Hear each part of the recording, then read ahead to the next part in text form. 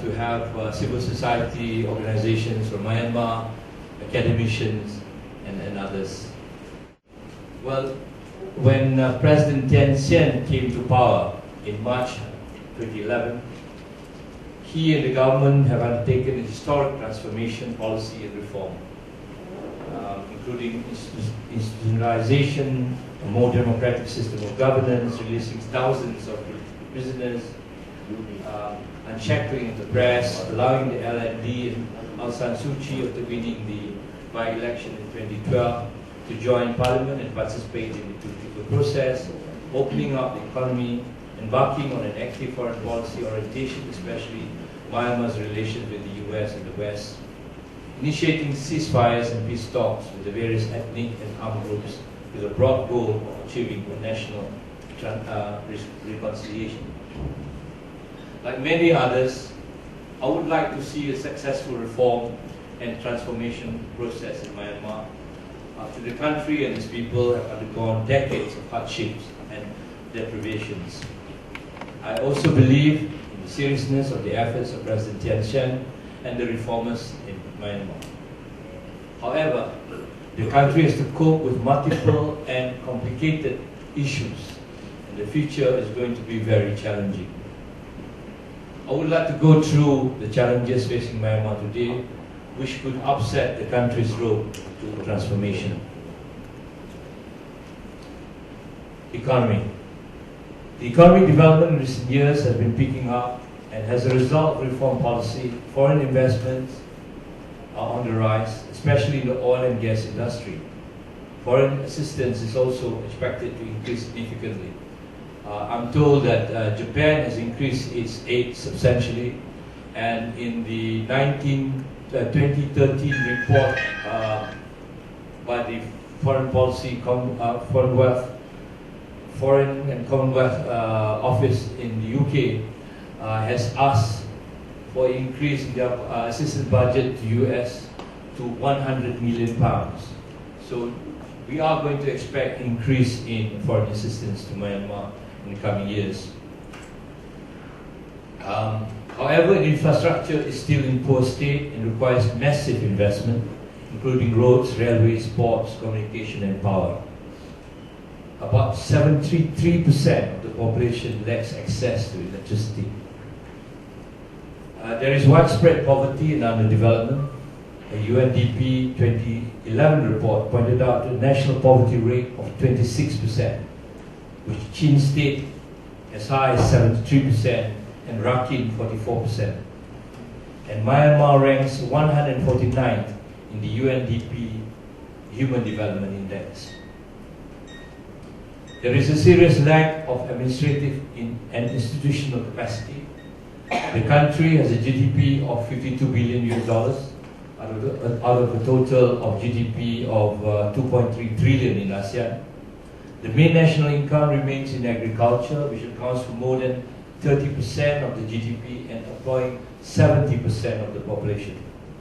Foreign exchange reserves reached 2.6 billion in 2012-2013, equivalent to 3.7 months of import, but still way behind the other ASEAN countries, particularly developed ASEAN countries. The Nyat has depreciated by 11% against the US dollar, and inflation is at the rate of 7.3% in August last year. Despite the big increase in government spending on education, it will take more government efforts, commitment, investment and time to repair the years of neglect on education and health facilities. For years, combined budgets for education and health have been well below defense spending, although President Kachin and Shan has increased substantially budget allocations for education and health for 2014. For a good number of years, the spending on defense has been over 20%, whereas government spending on education and health was just around 4+%. Economic growth for 2013 is expected to reach 7.5%, helped by rising FDIs, business confidence, rising incomes from commodities, with exports of gas rising to 68.8% to 7.7 trillion cubic feet in 12 months, to September 2013. So gas is a big hope for Myanmar. Myanmar has 50 million barrels of known crude oil reserves and 280 billion cubic meters of gas reserves. And the figures are expected to rise as offshore exploration works picked up their momentum. And in the last year or two, more concessions have been given to Shell, to Chevron, Total, and the big oil and gas companies. However, for Myanmar to maintain a growth of 7.5%, which is the government's target, it requires an annual investment of around US $18 billion. And this is well beyond the means of the government and its development partners. There has to be more public-private partnerships and FDIs.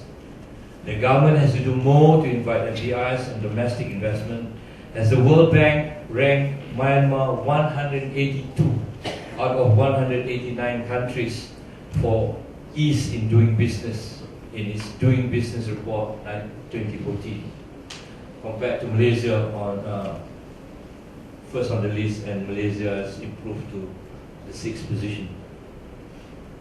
You'll believe it or not. Well, you can see from the chart the breakdown in FDIs. A lot has gone into power because there is severe shortage of power in Myanmar. If you are a visitor to Myanmar, you will notice in a day in the capital Yangon, you have outages for about 5 or 6 times per day, and 73% of the population is without power. So a lot of investment is going to power, and of course oil and gas, because as I said, Myanmar is going to depend a lot on export of oil and gas, particularly gas, because it's got larger reserves of gas. And you can see from the FDI, the largest, China is still by far the largest investor, followed by Thailand, 24%. And Singapore, Malaysia, and I think the Americans and the Europeans will be coming in closely, as well as the Japanese. You can see the expenditure in health and education as compared to defense, the vast difference. Although President Kachin and Shan has said that he's going to allocate more towards education and health.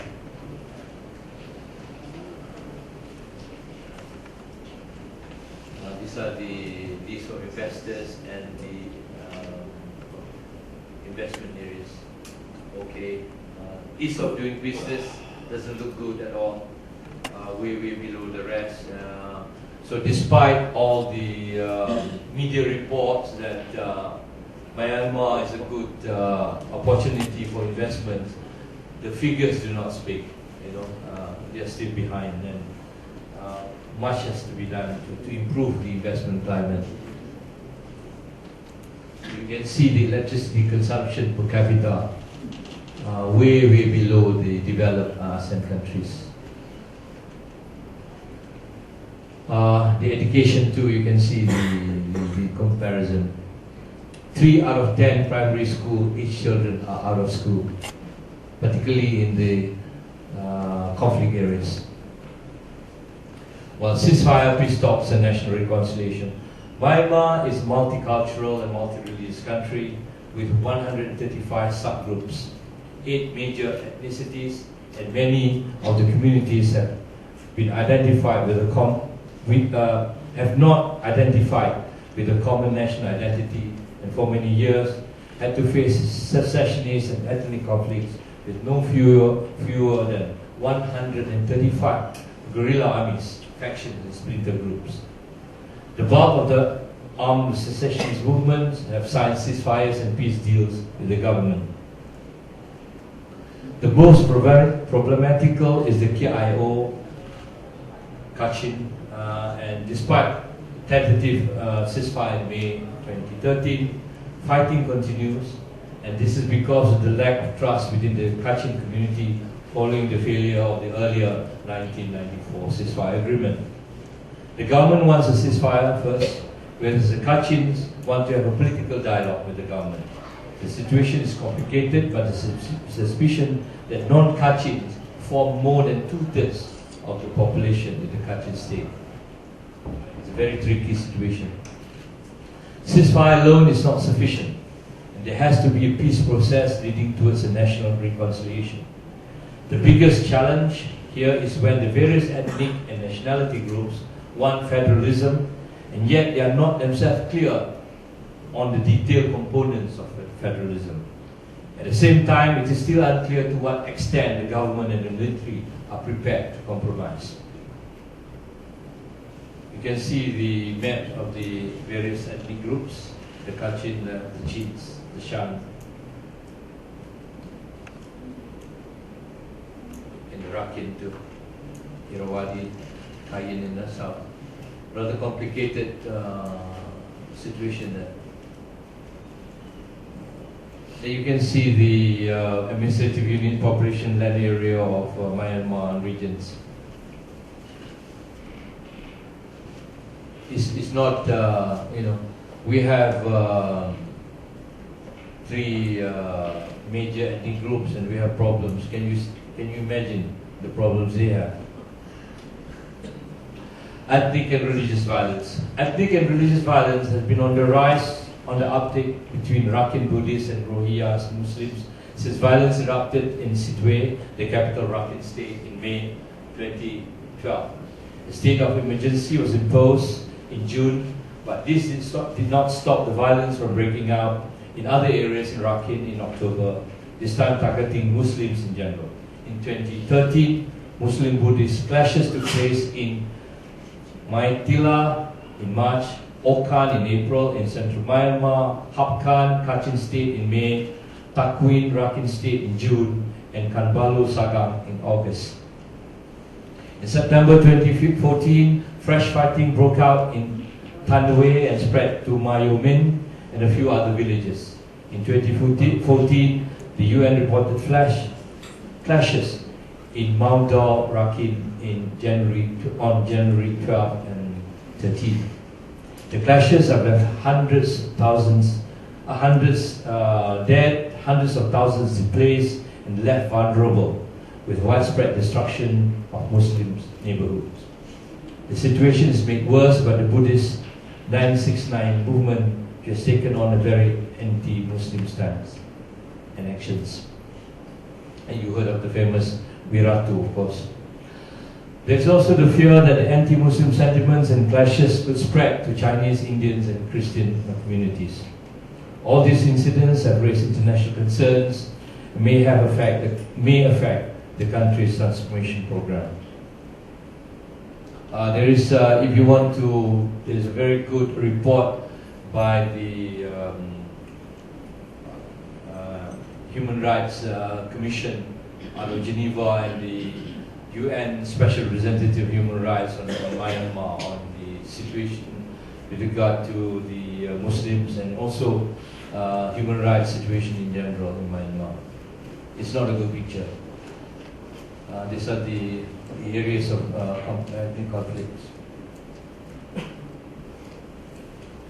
Political uncertainties in the 2015 elections. Despite the wide-ranging reforms undertaken by President Tian Shan, Myanmar is still heavily tied to the military and the USDP. The cabinet, provincial governments, the two houses of parliament, the provincial assemblies, the special role given to the military in the 2008 constitution, and the economy, which has strong presence of companies linked to the military. The charts, which I'll show later, clearly show the extent of power, influence, and dominance of the military and USDP. The whole transformation process revolves around the military and USDP. I mean, it's important for observers and students of Myanmar to really understand the situation in that, because what has been reported is have been rather superficial. People are taken up believe in the reform process, democratization process, but it is actually very much a country controlled by the military and the USDP. The 2015 elections will be crucial to the future of reform and transformation process in Myanmar. How fair and transparent the election process will be, and how the military and the USDP will react if the NLP were to win the elections, will be a real test for the democratic process in the future of Myanmar. Recently, the Parliamentary Committee has decided to retain the provisions of the 2008 Constitution, but has opened the door for Aung San Suu Kyi to run for president, with the provision for family members to be citizens of Myanmar. Aung San Suu Kyi herself has described the decision as unfair and reiterated that the 2008 Constitution is aimed at her to prevent her from running for the presidency next year. Aung San Suu Kyi remains popular, and the LND is expected to do well in the 2015 elections. But the UNPD and the House Speaker, Sherman, a very shrewd politician, former senior military leader, a candidate for the president election in 2015, is determined to make a strong showing for UNDP. Aung San Suu Kyi and NLD are seen to be shying away from challenging the government on many issues. And there are no questions whether Aung San Suu Kyi and NLD can play an effective role as a check and balance, and to provide policies to the military and the USDP in the future. The problem with NLD is also because of the lack of democracy in the party itself, and lack of young members and young leaders and LDP. For the future, I don't know whether they have the time to organize themselves for the 2015 election. There is definitely a need for NLD to have more young leaders in the party, otherwise it will be the way around. Well, we have the composition here of 14 state and religious of the regions. You can see the dominance of the USDP and the military, as I said just now. So don't believe in this so much in the newspaper report that this process of democratization is going fine and all that. You can see, as I said, the figures speak for themselves. You look at the dominance of the military and the USDP, it's so obvious. And the political process, the reform process, the political changes, the democratization is very complicated. You have this overlapping circles here. Political transformation, democratization. And the biggest issue is, of course, service delivery and administrative capacity, and the ethno-national conflict. And you see the profiles of the region and state governments. They're all mostly by generals, by the military or the USDP. A total dominance. You can see the composition of the state and region cabinet composition by gender and party too is by the military and USDP. You can see the budget, why they have problems.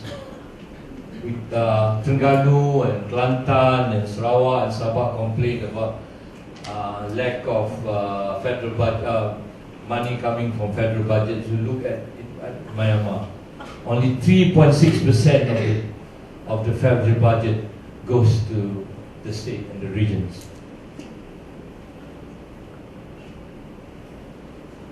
And then you have the various committees in the People's Assembly, totally dominated by USDP.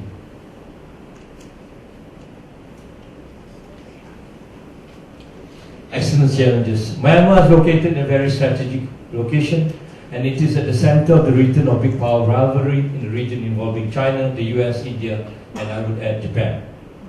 China has long held strong influence on Myanmar, especially during those years when Myanmar was isolated and faced sanctions by the US and the West.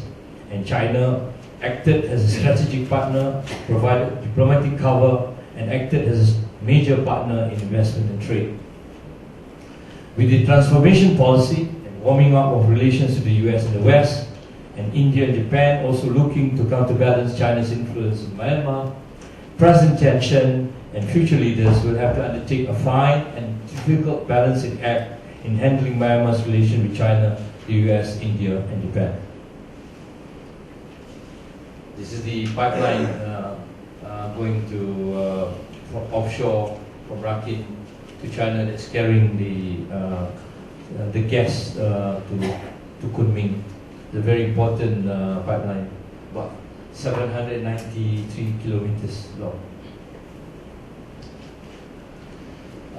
The future stability and peace process and socio-economic development in Myanmar lies in a genuine peace and national reconciliation process at various levels, involving all ethnic communities, between the military and the population at large, between the military and opposition groups, and the various Buddhist groups, and between the military, students, the CSOs, and journalists.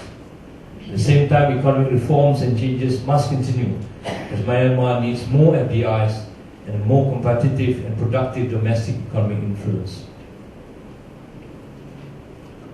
The 2015 elections and the post-election period will be a serious test case for Myanmar.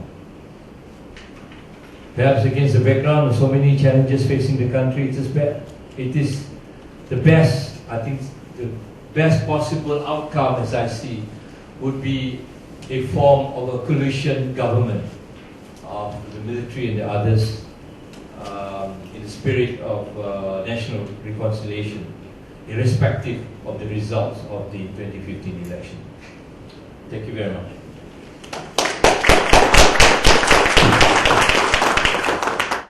Thank you so much, Ambassador Redzuan. I think we have now the stage set for the basic understanding of the issues and challenges facing Myanmar today. Next, I think I would like to invite our next speaker. Please be reminded that we have about 15 to 18 minutes to present the remarks. I think if anything that we don't have time for during the presentation, we will try to cover in the Q&A.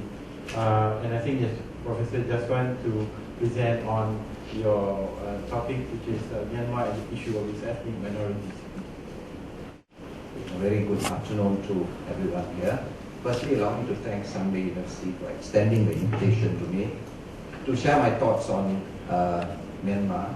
Now, I would be using Burma and Myanmar interchangeably, and I don't mean any disrespect to anyone here, but I started as a historian of Burma more than 20 years ago, and I moved on to contemporary Burma. Now, I was asked to speak on the issue of Myanmar, the position of its ethnic minorities, and some of the points that I'm going to highlight here have been covered by Ambassador Redzuan, but nonetheless I will just highlight very important issues, and not to forget, don't worry, Mr. Moderator, I will definitely make sure the presentation ends in 15 minutes. Now, basically, this is the backdrop of Myanmar, Burma. Estimated population of about 60. The World Bank estimates it at 52.8, but this is roughly, and you have got 135 distinct ethnic groups recognized officially. Of course, these are the 8 major groups. Okay. Administration, you have 7 states and 7 divisions. Now, this is the ethnic makeup of the country. Burma, or as we know as the Burmese, make up to about 70% of the total population, and then you have the ethnic minorities, not forgetting even Chinese and Indian communities that came into the country during British colonial rule. So this is basically the ethnic makeup of the whole country. Religion. Now this is another issue here, because we are actually talking about not just ethnic minorities, but even religious minorities in the country. So we have 89%, close to 90% Buddhists. We have Muslims, Christians, Hindus, others here are enemies and things like that. So basically, this is the religious makeup in the country.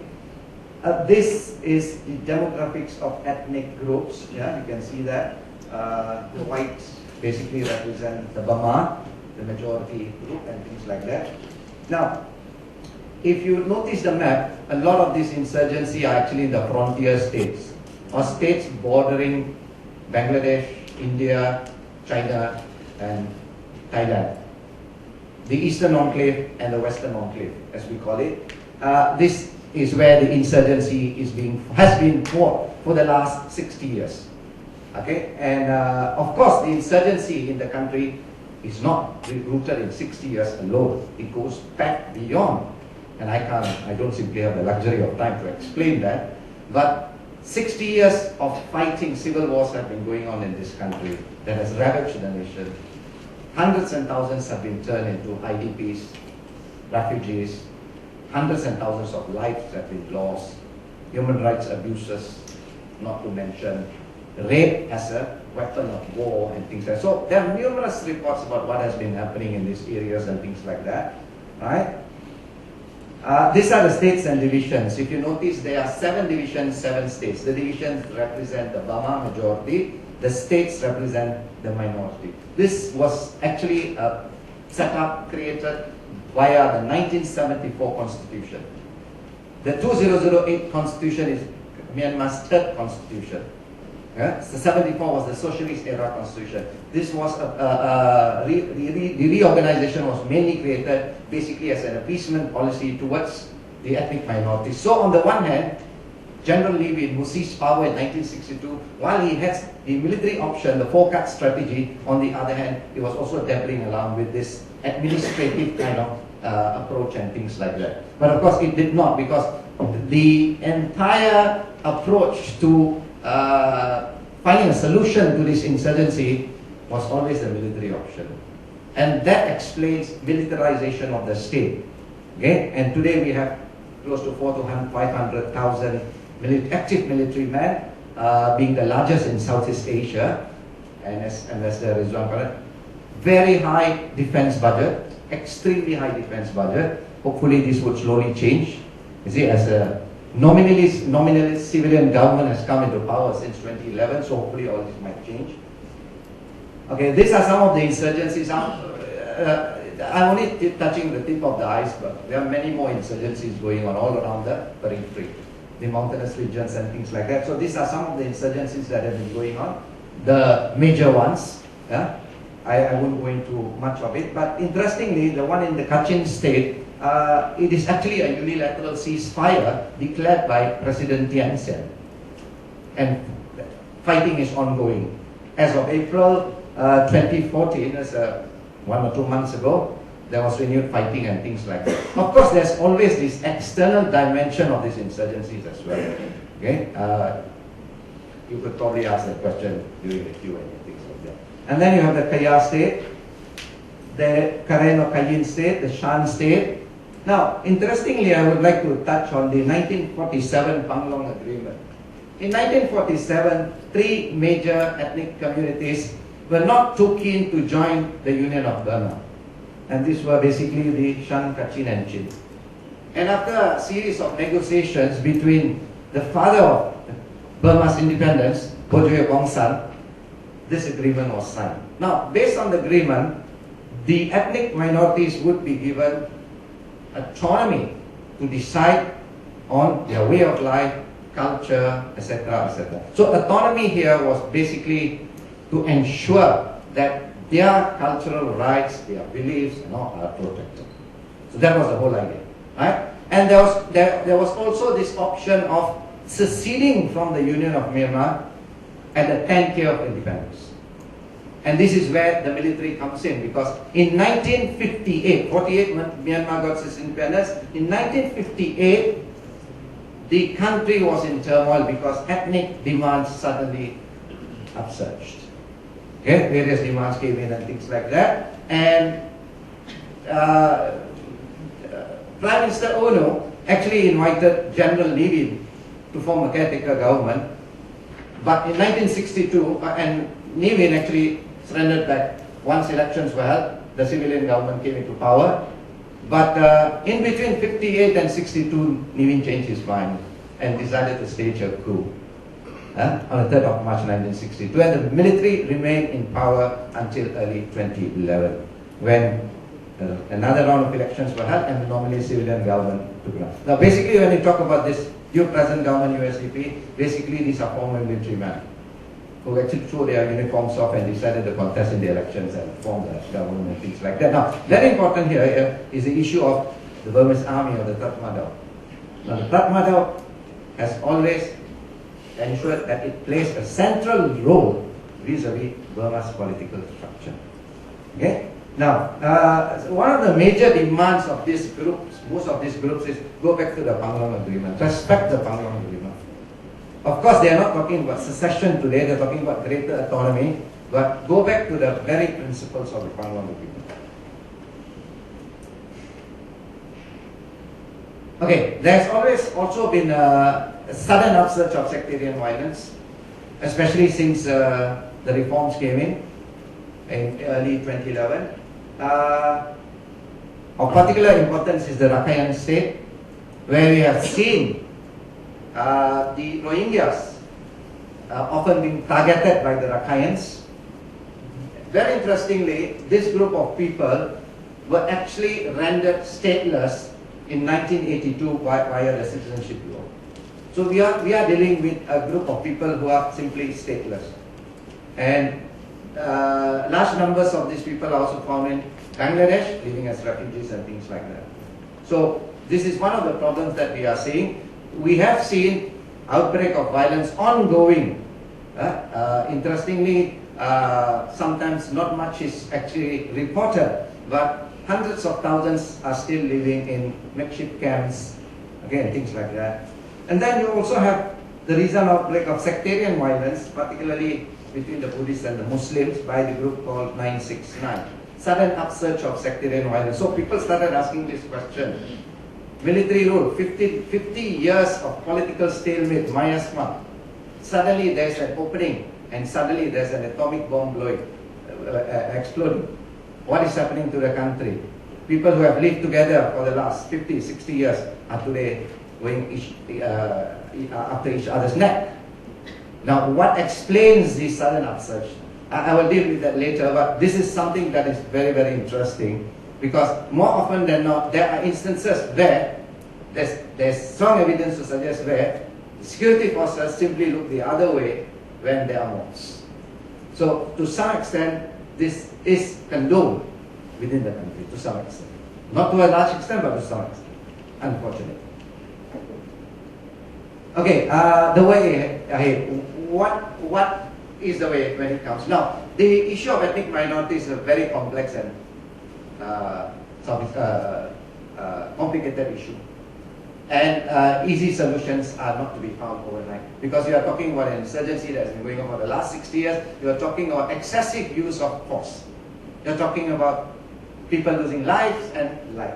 Now, basically, the government has undertaken about more than 17 ceasefire agreements, as well as peace agreements, ceasefire agreements with some of these groups. And the Liza conference that was held in 2012 saw the meeting of 17 armed groups. Now, this was sanctioned by the Kachin and Shan government. This was allowed by the Kachin and Shan government. And as a result of that, they formed the NCCT to coordinate the ceasefires. Right? So, there is at least an iota of seriousness with the government as well as the ethnic groups that, look, we have to move ahead and we have to find a solution to all these insurgencies. Just a few things before I end. First and foremost, the 2008 Constitution. Now, basically, when we talk about the Constitution process took 14, 15 years. It started in 93. They finally came up with their Constitution in 2008. The process of Constitution making was never broad-based and inclusive.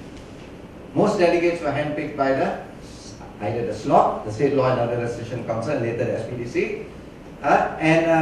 Even the NLD was not party to this new constitution. So basically the whole process was flawed. What more if you look at the provisions within the constitution? I'm not going to touch on that because my co-panelist Marco probably would be doing that. Now, what I would like to touch is when it comes to the issue of states every state would be run by a chief minister.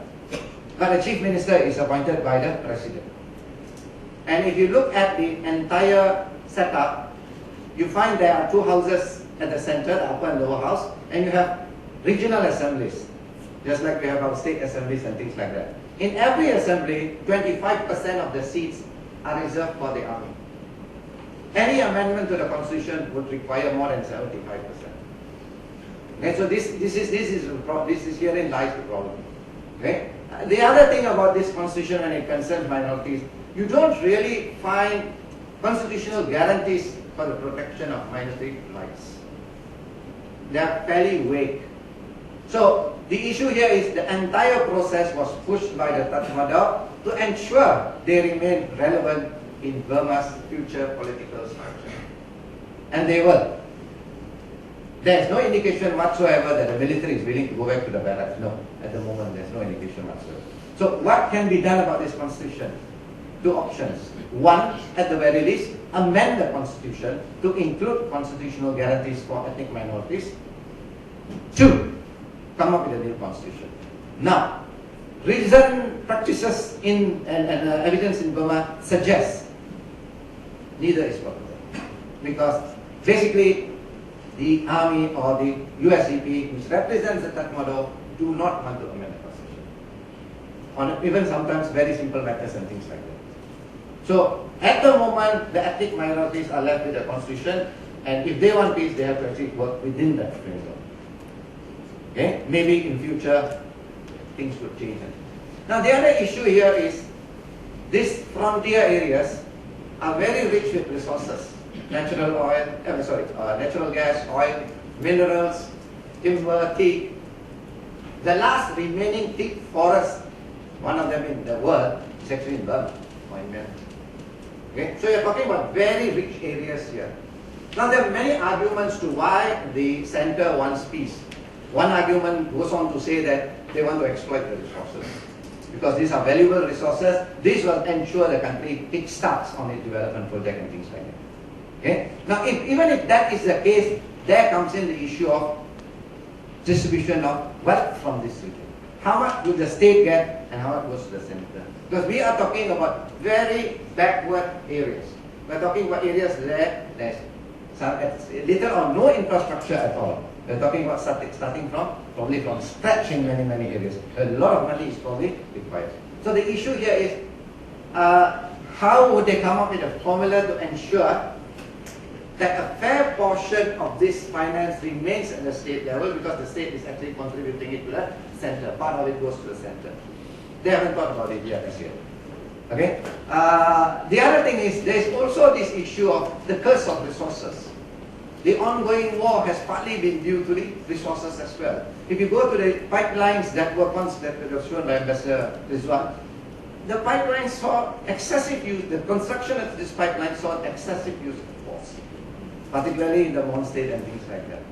Okay? Now there is also this issue of how these resources are actually sustaining insurgencies as well. Not to mention opium production. Okay, so you are talking about a very complicated, complex situation. Now one thing that they have been talking about is federalism. Come up with a workable federal model. A lot of Burmese think tanks abroad and things like that have been throwing in ideas and things like that. The government at the center is thinking about it and the like, etc. But they have to come up with a workable solution, not a system where much power rests within the center. This is the issue here, regional autonomy. Why regional autonomy? Because after 1962, Nevin started the process of Burmanization. He was trying to Burmanize the ethnic minorities. This was one of the problems that why some of these ethnic minorities fought. Okay, so it's a question of survival, fair survival of this ethnic. Now, there's also this issue of ethnic militias. Again, there are mixed responses. Some of these groups want these militias to remain as active auxiliary forces, while some suggest that they be integrated into the larger Tatmadaw.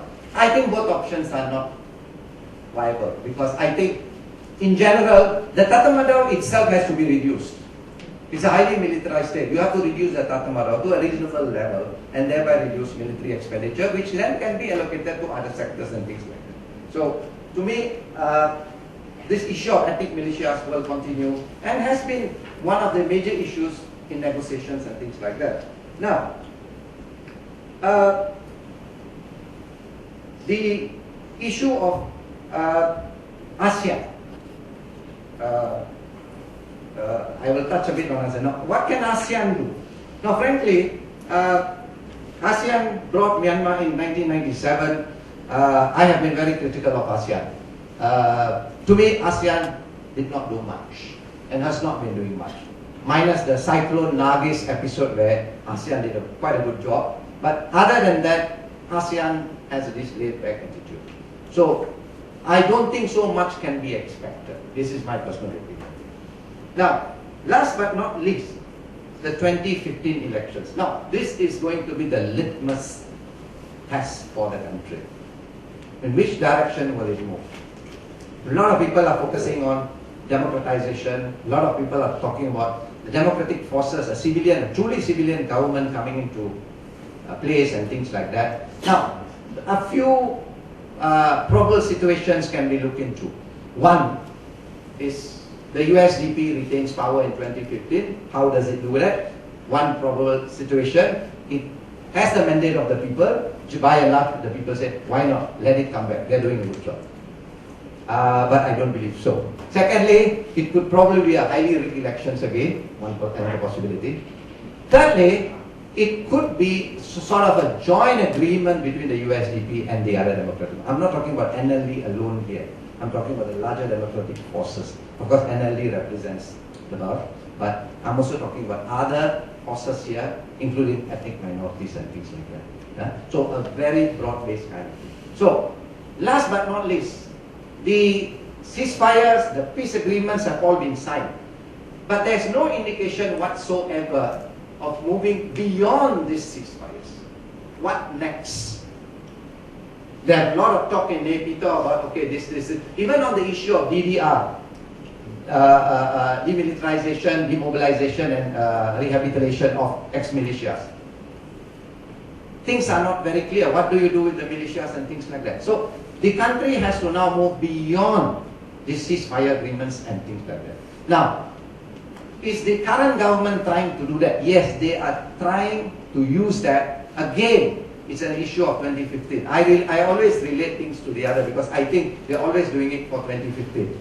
Because if they can get the mandate from the ethnic minorities, they would be able to secure a fairly strong government if they want to. Not to mention the 25% that they already have in all the three houses and things like that. So this is probably the direction of the country there.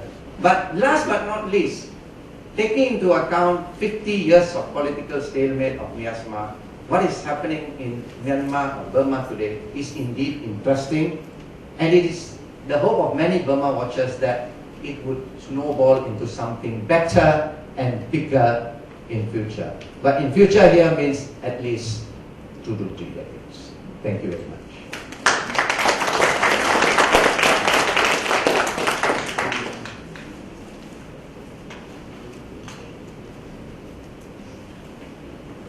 Thank you, Professor Jatswan. Before I move on to our final speaker, Associate Professor Marco Batu, I would like to bring to your attention that since Merdeka Center is in the line of conducting opinion polls, we found out that actually there's not a lot of surveys that are being done in Burma or in Myanmar. But there is, however, one of our partners that we've worked with in the past that have organized some kind of polling in Burma. Actually, several months ago, I think sometime in February of this year, a survey was done in Burma, but and then they interviewed 3,000 people, selectively sampled respondents, and they found essentially strong support for democratization, but at the same time also strong support for the central government moving mostly along ethnic lines, as what Professor Jatswan has mentioned. So I think herein lies, I think, potential problems for the country in the sense of how does one move from the current model, which is heavily dominated by the military, with a very overt identity towards the Burmese majority, and how does it take into account the demands and the aspirations of minorities and the other states. So without taking more time, Associate Professor Marco Bunte to make your remarks, since we are on a short time frame. Thank you.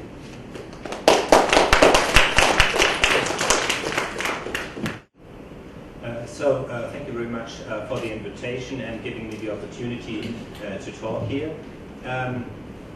I am having the curse of the third speaker, since a lot of ground was covered already. But I will try to stick to a few points. And I would like to start with some of the remarks Ambassador Redzuan has made. And he said, don't believe in the newspapers, talk about democratization and so on.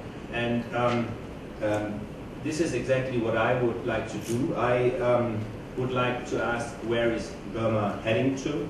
And where is Burma's transition leading to? 2 years ago, Aung San Suu Kyi saw her country, I quote, on the verge of a breakthrough to democracy, unquote. Recent comments from her strike a more negative note. But are we really seeing a democratic dawn in the country? I want to stress in my talk that the path here is really rocky, and a liberal democracy is not inevitable at all.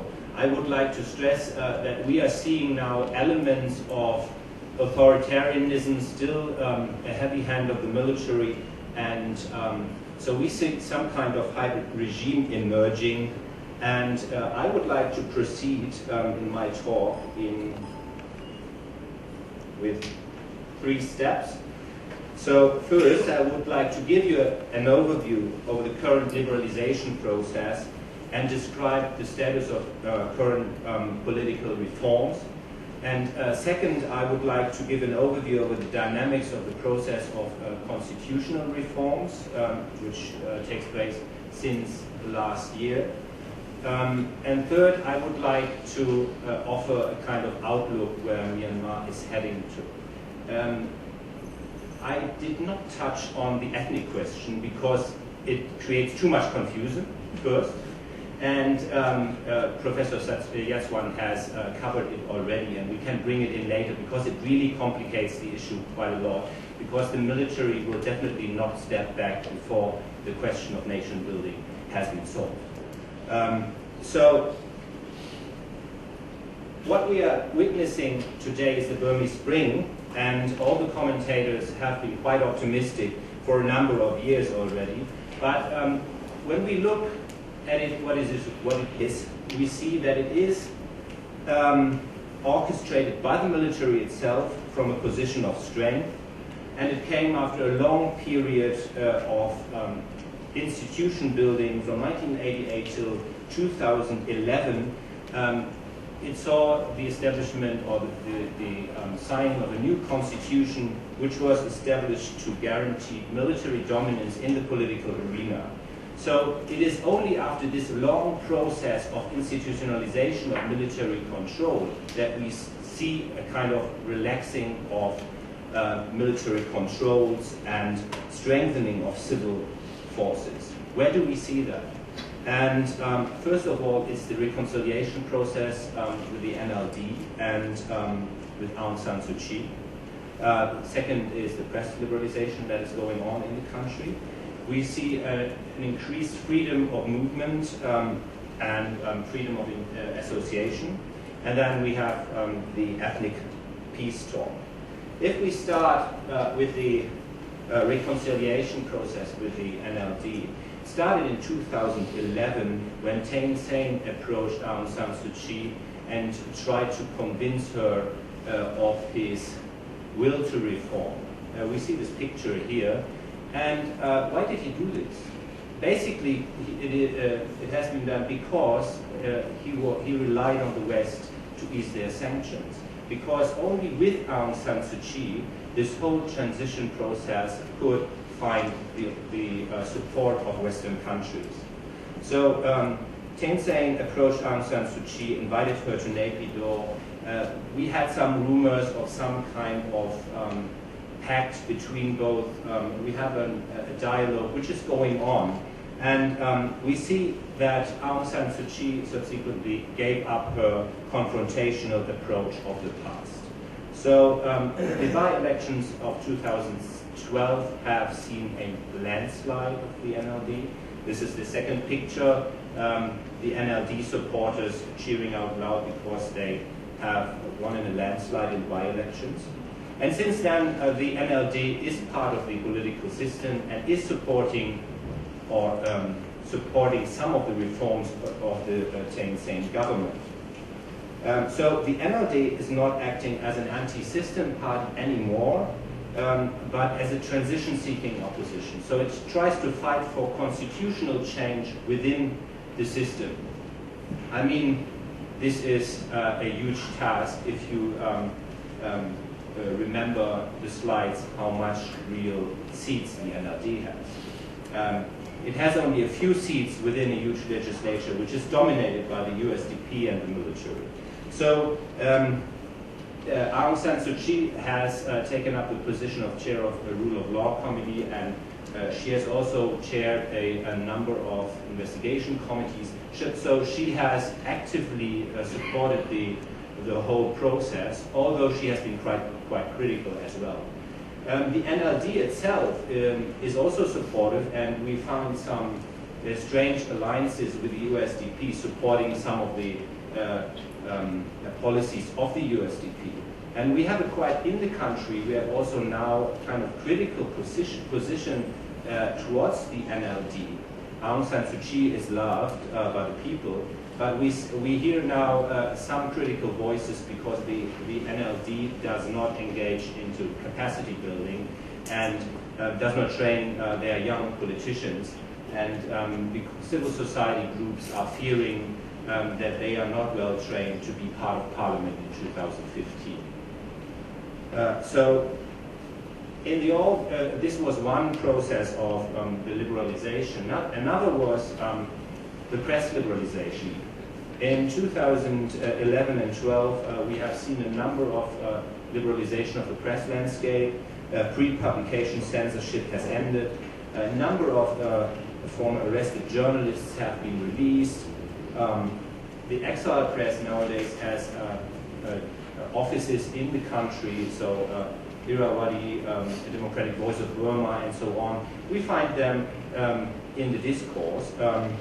And we have seen a mushrooming of dailies and weeklies. So the overall newspaper landscape, the media landscape, has tremendously changed and created a completely different climate from the years before.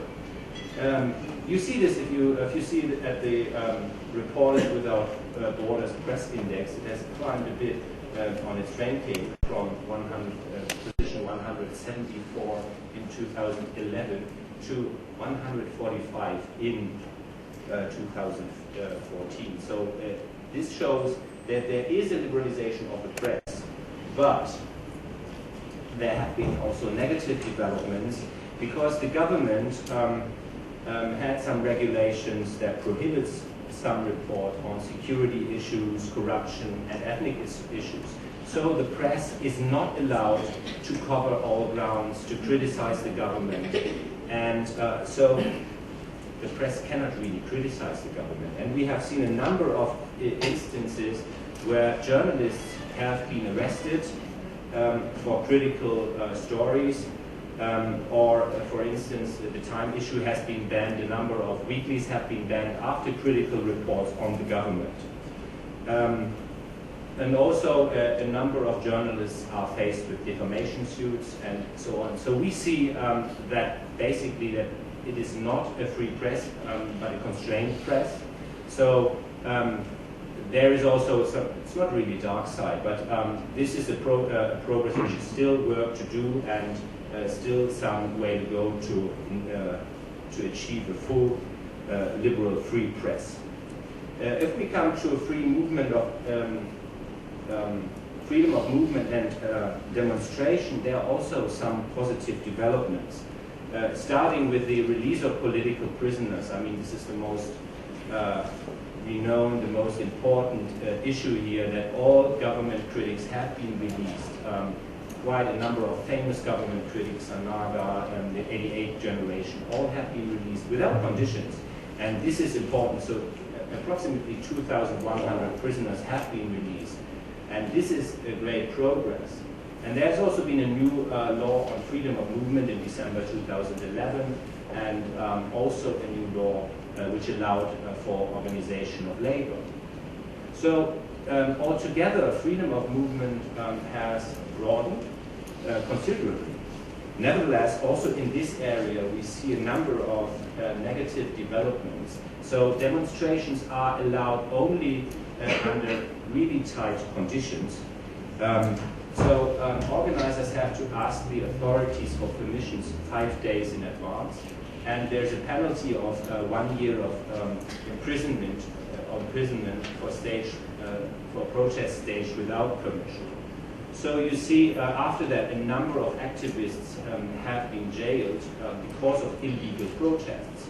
And this is clearly a gray area. I mean, it is unlawful to protest, to stage protests, but nevertheless, there could be some kind of dialogue. And there have been some movements to change this law in Parliament, but the USDP turned down this approach by the NLD, and they did not allow the law to be changed. So we have a restricted freedom of movement here. In the end, we see in 2014 a far less repressive and far more tolerant regime. We do not see the heavy-handed repression of former days. Nevertheless, we still see a lot of coercion, which, for instance, in the war in Kachin State, the army played a role in that. Also, the violence in Rakhine State. Professor Jatswan has said that there were, at least according to rumors, that there were security forces involved. And we have seen arrests of activists, media intimidation, and land grabbing is an issue. So we still see coercion here, and the NLD has been co-opted into the political system. You can call it reconciliation, but we have to wait till 2015 whether it's really a kind of reconciliation, a true reconciliation, or whether it is a co-optation and the NLD has been born into the system. And also some civil society groups are nowadays actively working on capacity building and improving governance structures. So you can also say that they have been co-opted. And only in a number of really small cases, the government has allowed the free will of the population to come through. For instance, when President Thein Sein called off the Mitsone Dam by China, or when the authorities allowed some legal protests to take place. We have seen a number of protests in the last 2 years. And so the overall climate has really changed. Not at all for good, but actually we can see some progress. Since 2013, the issue of constitutional reform has been discussed. I brought a cartoon here, which is a Burmese cartoon, and as Jatswan has said, the Constitution was written or finally promulgated in 2008 after a long process of negotiations, and in the end it was there to ensure a smooth transition of power from the direct military rule to an indirect rule. So we see a heavy influence of the military in the political arena, and I think the Indonesian model, pre-Suharto or pre-democratic, the Suharto model is here in the mind of the generals, so that you got pretty much military-controlled state with a number of prerogatives for the military. But this liberalization process has seen debates about constitutional reforms. Thein Sein in the last year has said, okay, there should be moderate constitutional reforms, and even the Speaker of the lower house, Sherman, has also said, okay, let us have some constitutional reform. So what happened is that Parliament has pushed for a joint parliamentary constitutional review committee. This committee was really a large committee, and its primary task was to collect opinions and data. They went through hundreds of letters, what should be changed, or they discussed with civil society, and finally they submitted their report to Parliament in 2014, January. The outcome is not really clear. So you see a lack of transparency here, and it is implemented by a 30-member parliamentary committee. Last week, I guess, the committee has decided in the upper house about some decisions, some constitutional changes, but it is still to be discussed in the lower house. So nothing is really sure yet. What are the issues at stake?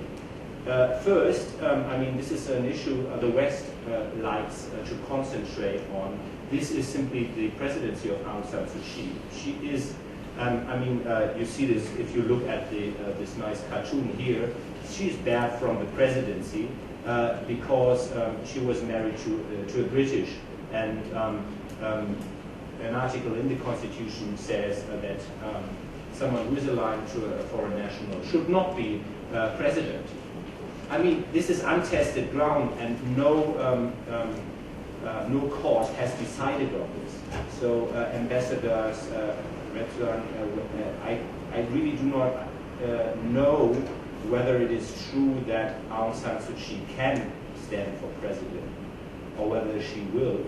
But there's still a huge debate whether she can. I mean, so there's no court case about that. This, I mean, the Constitution virtually bars her from that.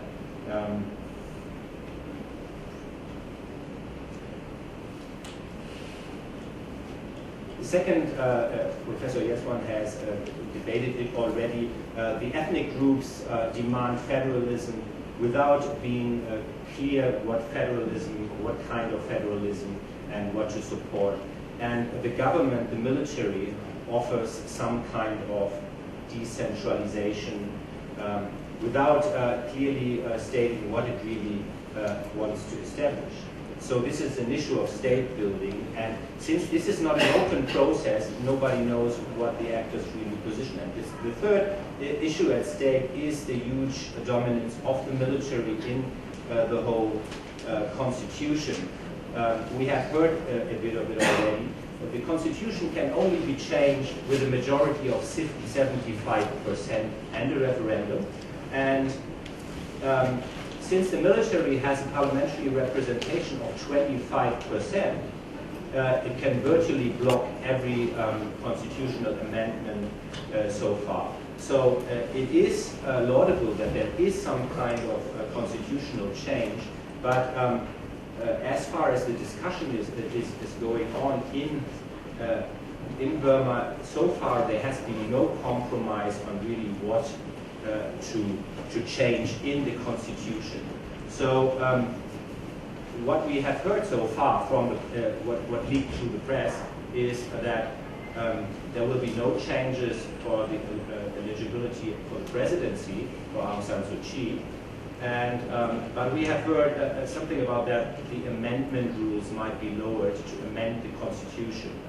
I guess this is because the USDP and the military might think of that the NLD might win some more proportions and might start to change the constitution. And if the whole threshold is lowered, it will be easier. Nevertheless, it will be a high burden. The this is not the constitutional debate, but really an important issue is the debate over the voting system, which has started recently. And I think this is a strategy by the USDP also to keep its eye on the government, because the government, the USDP is fearing a landslide win of the NLD in the 2015 elections. And with the introduction of the PR system, they want to prevent this. And at the moment, it is still being discussed.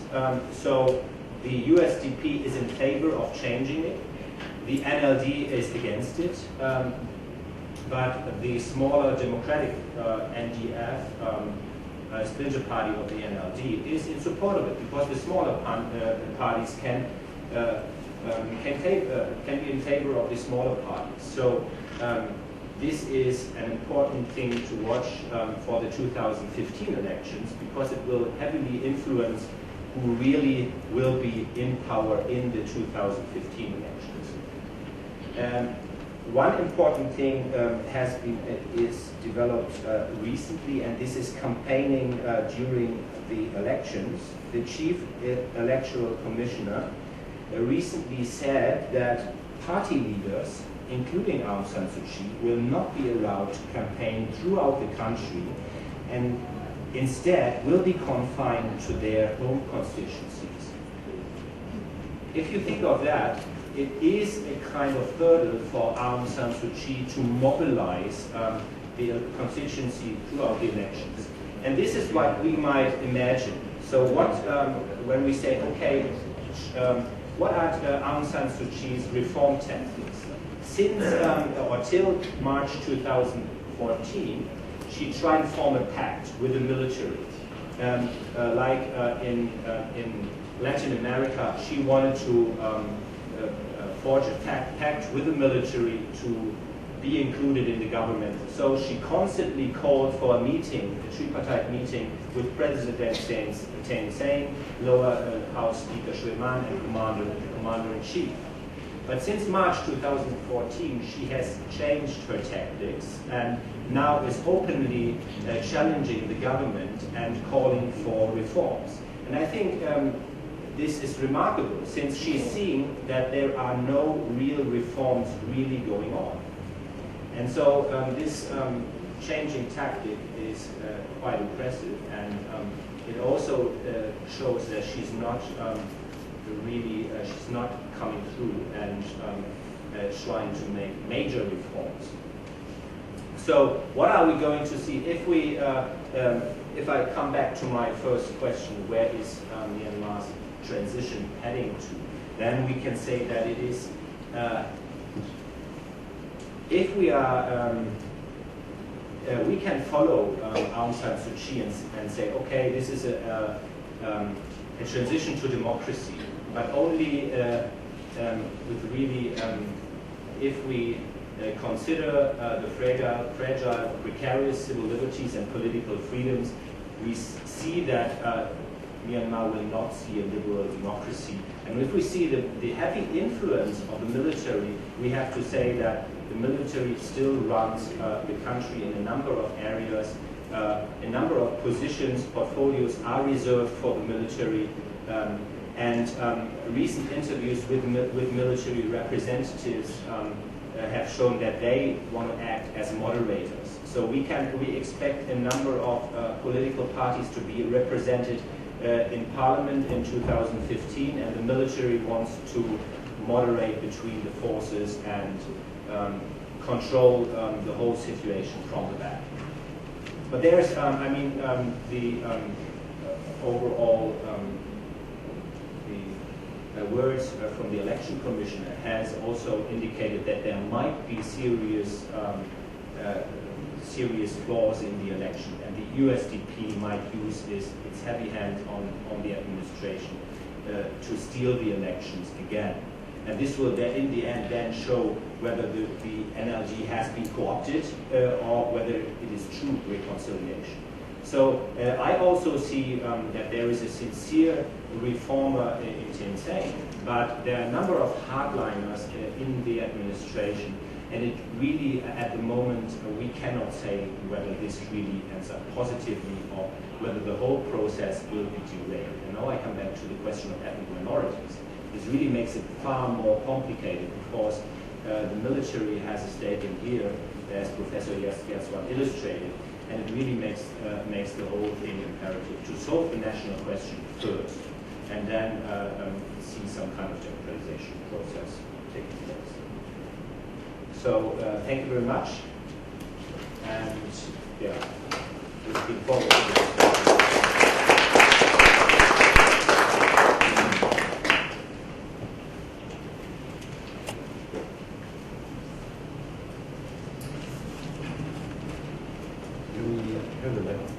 Thank you very much for the very interesting insight into the challenges ahead. I think there's a lot of us who are very interested in terms of the election that's going to happen next year. Some of us have been there, talked to people who are over there, and there is growing interest to see how the NLD is preparing, as what was mentioned earlier, preparing its ranks for the election. But there's a great deal of uncertainty with respect to the conduct of the election itself. And I think a lot of questions are going to resolve about that. I think before we begin to pick up the questions from the floor, I just want to share one snippet. In the poll that was done in Burma in February of this year, the top three concerns of citizens there essentially is jobs, price, the spiraling conflict that was happening out there, and then inflation, cost of living. A lot of the interest of the population with respect to the reform process, with respect to government institutions, is about service delivery. So the public's priorities are certainly very clearly articulated in the survey, even though the results are disputed by many civil society members.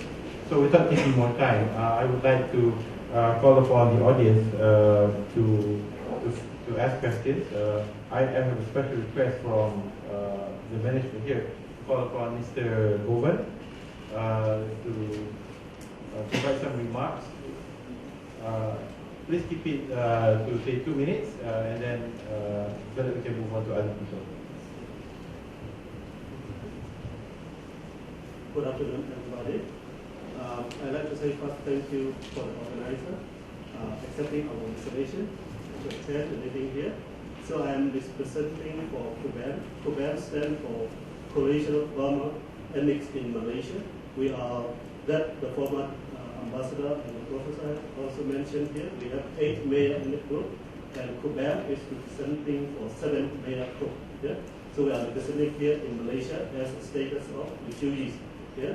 So back in Myanmar, everything has been taught to you, so we have learned a lot without even our knowledge. So here in Malaysia, we are also like refugee status.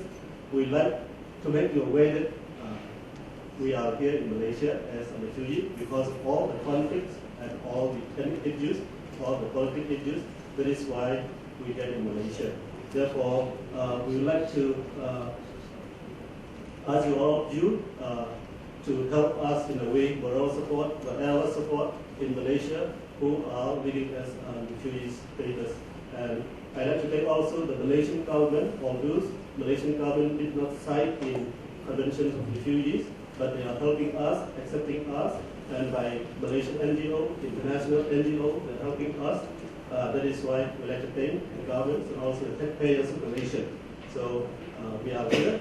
Every time you can contact to us. So thank you very much. Because we are short of time, may I invite other people to ask? We're going to take maybe 2 or 3 questions and then put them across to the panelists. Hi, I'm Arlene from Grand ASEAN. I'm just wondering about the national census that's happening in Myanmar. There's a lot of controversy about it, but how, for example, they don't really recognize Rohingya as an ethnic group. So how would it affect the upcoming election in 2015 and also the eventual democratic process in Myanmar? Next question is gentleman at the back, and then followed by you. Yes, please identify yourself. Good evening. I am Jatswan from Representative Myanmar. The Myanmar is the Rohingya human rights organization. Thank you, organizer, Mr. Chairman, also speaker. I want to ask about the Burma issues. How the Myanmar will be moved to democracy if there is the genocide inside. The country is the for 16 years about the ongoing the genocide. How the ASEAN, about the United Nations, OIC, more the blame to move about the change about policy to democracy, to peace about the all human to Burma, all ethnic to same to state to freedom. But everybody the gathering to more than years. But still ongoing the violation in the Burma. How to process to the democracy to go to move to in the countries. But we ask to ASEAN must be the more responsibilities in the behind in the Burma, the ethnic religions about the massacre in the genocide. Also responsibility is the more about the ASEAN. But also US, also UK, in the faraway countries. We also have the Burma in the ASEAN as the neighboring countries. The neighboring countries, the 10 countries, one country minus is Burma. 9 countries, the more responsibility the ASEAN people to protect is the Burmese people. How they feel about the ASEAN country to protect Burmese, the communities, the religion, ethnics, how? This is my question is the ASEAN. Thank you. The question on ASEAN moral responsibility and what's going on in citizens of Burma. Next, please. I wish to ask your opinion on how do you see the engagement of the NLD with the Generation 88 leaders who are slowly going back to the country since last year? And also, how do you see the political resources element will be playing out in the coming election? Whether there will be more contestation between ethnic groups and also the central. And also, how do you see the China engagement with the NLD and Aung San Suu Kyi? Do you see that this is a way for China to protect their ultimate interest in the country? And how does this also pose a political issue between NLD, Aung San Suu Kyi, and also the current government? Thank you. Okay, Prof. I would like the panel to see if it is possible to identify which of the two groups that the Burmese military fall into. When military regimes form, one group would be the Suharto Tang Xiaoping type, where the whole point of the reform is to enhance the legitimacy of the existing group and prolong the system with minor amendments.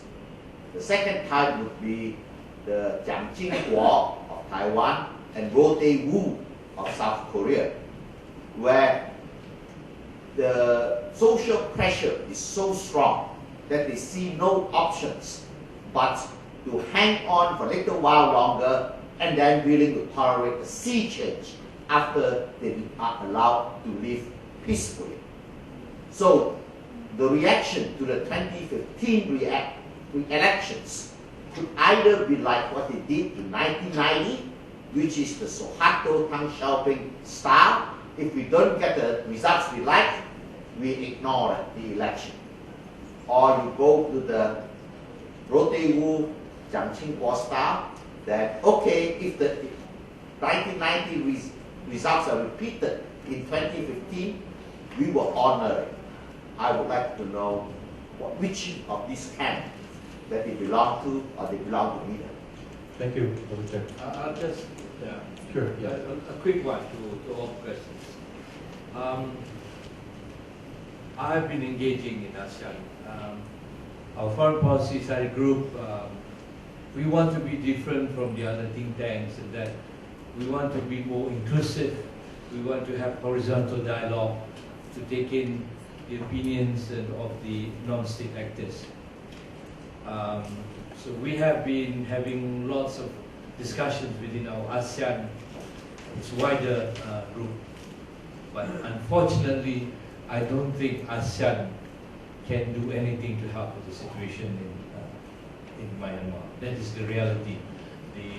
The thing about the ASEAN way, the non-interference in domestic affairs. So don't expect much from ASEAN. That's one. Two, on the Rohingyas, it's a very sad situation.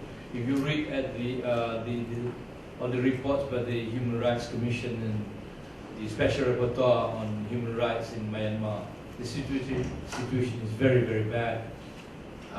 People are left vulnerable, unprotected, and the problem cannot be wished away. Myanmar cannot export the problem. It cannot wish the problem away. And it has to address the problem. And realistically, I think at the moment only the UN seems to be the channel that's looking into this seriously. The OIC and all that just stop. It's the UN process that's really addressing the problem. I hope they can find a solution to that with some cooperation from the government of Myanmar.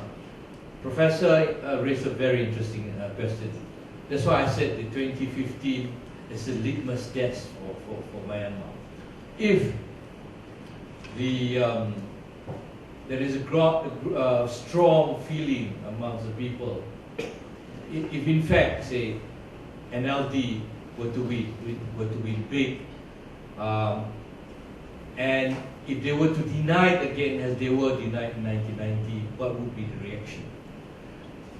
I suspect that the present crop of leaders would like to go the Suharto way, to lengthen the military dominance and control of the country. But that depends again on because this is one thing about democracy. You can try to control democracy, you can try to rig the elections, but at the end, that is the real test of the people's will.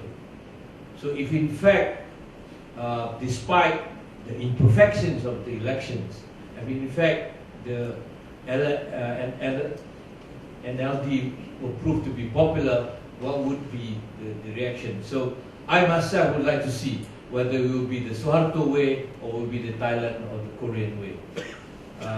I wish there would be a transition towards real democracy, but the challenges are really daunting. What was the other question on the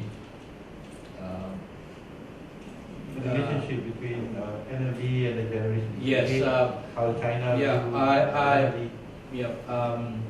I am quite worried about the state of situation in NLD because it is said, when I went there, met some young politicians, CSOs, academicians, and all that. There is this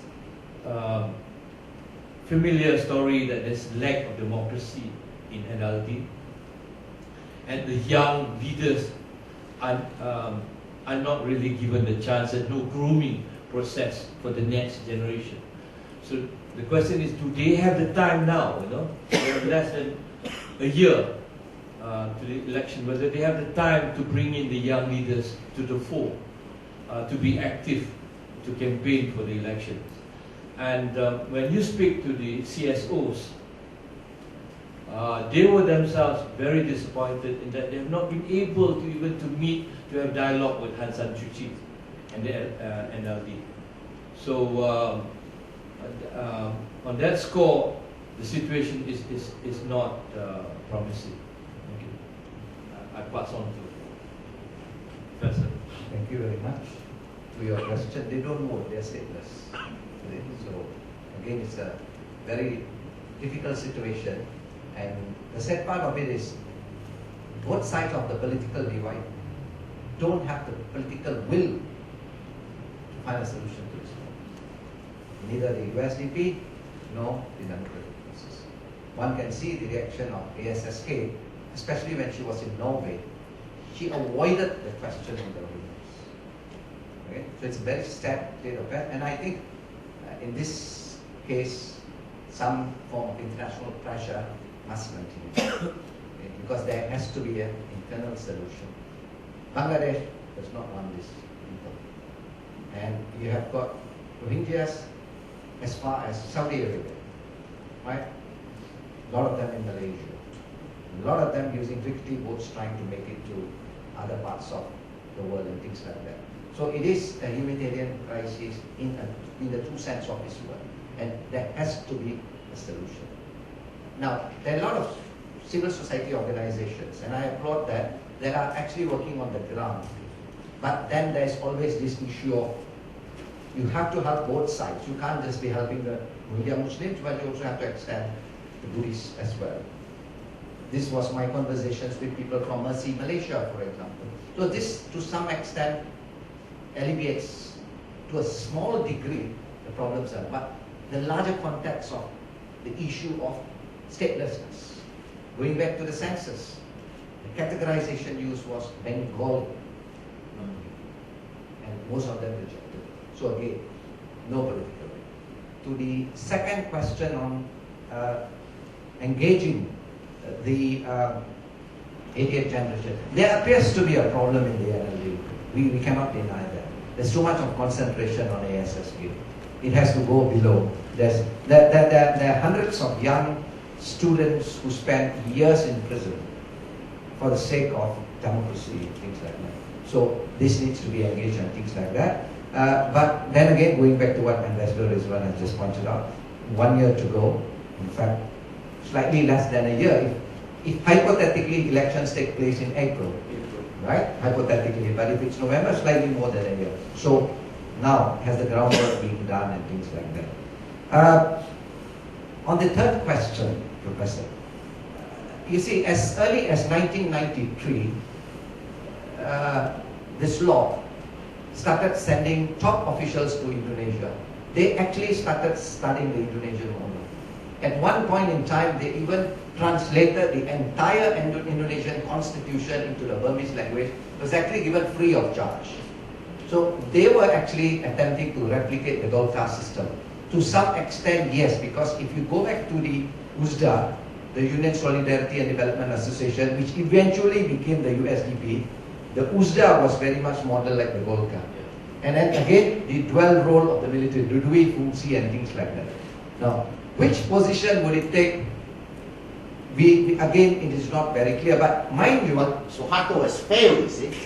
The Suharto system has failed. Yes, eventually so it failed. They know they cannot copy it now. Yes, eventually it failed. But you see, again, the belief of the Tatmadaw, the top brass of the Tatmadaw is that, now going back to the issue, what is the issue here? The issue is unemployment, inflation. They believe that they can deliver the goods, like the Chinese system. You can bring in economic development, probably you could get the population on your side. Because there's also the issue of crisis of legitimacy amongst the Tatmadaw, things like that. Okay? Now, in which direction it would go, again, remains a big question. Okay? Whether there would be free and fair elections, as Dr. Marco just pointed out. These are hypothetical situations and things like that. Right? But mind you, there is a provision in the Constitution where the Commander-in-Chief can declare a state of emergency and suspend everything. So that caveat is always there. Now, if we go back to this whole issue of sectarian violence, Marco, I'm sorry I have to correct you on something. Marco mentioned that I said the military is fault. No, I didn't say the military is fault. I said the military looks the other way whenever there is outbreak of violence and things like that. Now, this sense of insecurity gives the military the relevance to continue. It provides the military with a sense of being relevant to the political system. So, what the military is actually telling the so-called pseudo-civilian politicians is, without us, you can't run the country. You need us. That is the reading that we get at the moment. And it is going to definitely continue for some time. It's going to be a rocky road, it's going to be a long road, but nonetheless, the little thing that I can say when is finally after 50 years, we see at least some light at the end of the tunnel. Because we were dealing prior to 20 with a highly repressive state, highly militarized. So it's just, again, hopefully it will go on. Thank you.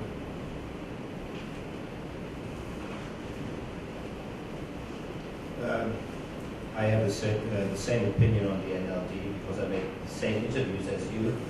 So the NLD told me the same about the youth, that they are, or the CSOs about the NLD. So I am also worried that the NLD is at the moment not engaged in any discussions with the ethnic groups about tactical alliances for the 2015 elections. So there is no really way to find a compromise, a solution, what you would consider a national unity cabinet in the end of the day after the 2015 elections. There is no sense for that. So this is not in the people's mindset, according to my reading. So it will be very difficult. This question is clearly combined to the question of the military, because I think that the USDP and the military are looking for ways to find solutions to hold on power. I mean, first, burying Aung San Suu Kyi. It's not yet clear. Then there is the election system, PR system, and so on. So I feel that they have learned from the election failures of 1990. Because before they thought, okay, we're going to have elections and our party will win, that's it. But they were confronted with an NLD landslide, and I have the sense that they are trying to learn from that and try to make the rules to have a more balanced outcomes in terms of NLD, military, ethnic groups. And this makes them moderate. So the question whether they will follow a more Suharto type or the Taiwan, South Korea is about a pact between Aung San Suu Kyi and the military. And Aung San Suu Kyi has booed the military. She was at the Armed Forces Day parade. She has not criticized the government at all. She has been very, her tough stance has changed. I mean, she's not that critical at all. So she's trying to forge a pact. This is my reading, and she's trying to. I mean, we heard of some kind of dialogue or some kind of pact between Shwe Man, who might be a contender for the presidency in 2015, and we have heard rumors about that there might be some kind of position for her in the government, which is a kind of pact, which will be a kind of national unity parliament if state building succeeds and ethnic groups come in. But still, I also see failure where the current reform process is not very, the news I received are not very promising. So I see that the military tries to manipulate maybe the election or come up with rules to get Aung San Suu Kyi out of the picture, and then the NLD might end up with a smaller proportion of their seats in parliament, and that will have a kind of balanced situation between all political parties. And this will be, the military will be the kingmaker. And so these are the ideas. So we cannot yet say whether it's the Suharto, I mean a successful Suharto there, or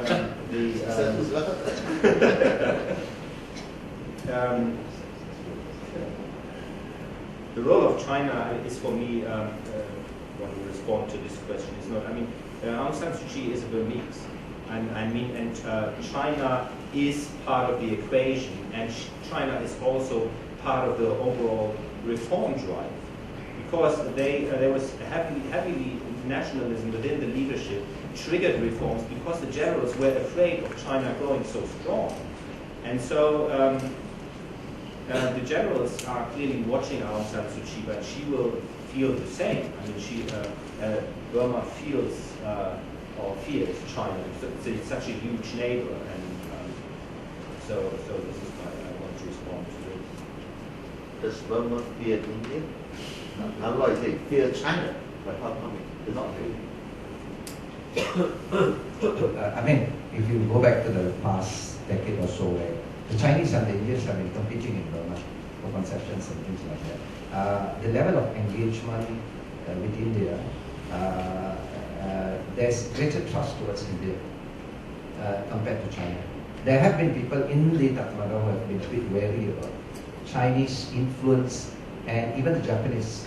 In fact, once the reforms were unleashed, the Japanese have come very strongly with a lot of aid and things like that. So again, they try to actually move, which again ASEAN prefers the situation to go towards the Japanese rather than the Chinese. The whole idea of bringing Myanmar into ASEAN was actually also to some extent contain or circumvent Chinese influence. So with India, the relations are fairly good, the level of trust. It must be remembered that Burma was part of British India until 1937, when the Dayaki was created. And they hated this.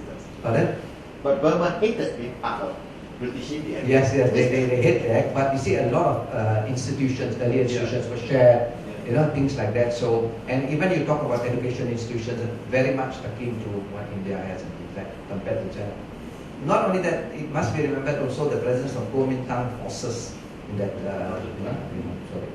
I just want to say one thing following up from point made just now, that I think the best possible outcome, I'm a realist, I think the best possible outcome would be some form of a coalition government, the military and the NLD. But what worries me, which the concern I share, is about the interests of the ethnic groups. Because the NLD itself is not having a dialogue with the ethnic groups.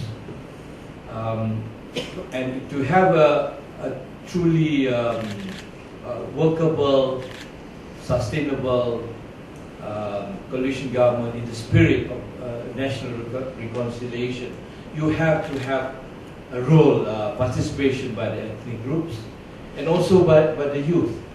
Because here you have, unfortunately, a situation where alliance of old people in the military and old people in NLD. So where are the young people? And where are the ethnic groups? That's those missing links in this future potential coalition government. To me, there's no other way. They have to go coalition. But how genuine it is, whether it is really would lead towards continuation of the transformation process or not, is something to be seen. Thank you. Thank you so much, panelists. I think we have reached the limit of our time this evening here. If any of you have any burning questions that you want to present to the panelists, I would suggest that you meet directly after this event. So in closing this event, I would like to again thank the Jeffrey Chia Institute of Southeast Asia, Stanway University, our distinguished panel of panelists, Dato Redzuan, Professor Jatswan and Professor Bunte for sharing their insights and very detailed explanation to the issues and complexities that is Burma. But finally and foremost, I would like to thank all of you, ladies and gentlemen, who made time to be with us today and share some of your thoughts. Thank you so much.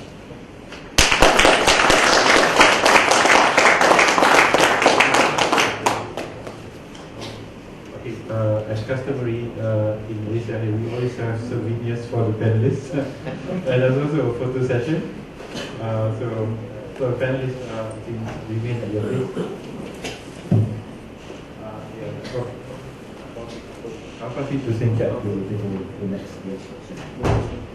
Thank you very much. This is the last part of the ceremony, and I think you all have a very insightful afternoon.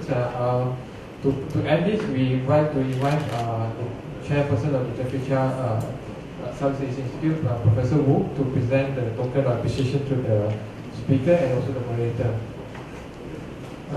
Please, Dato Redzuan.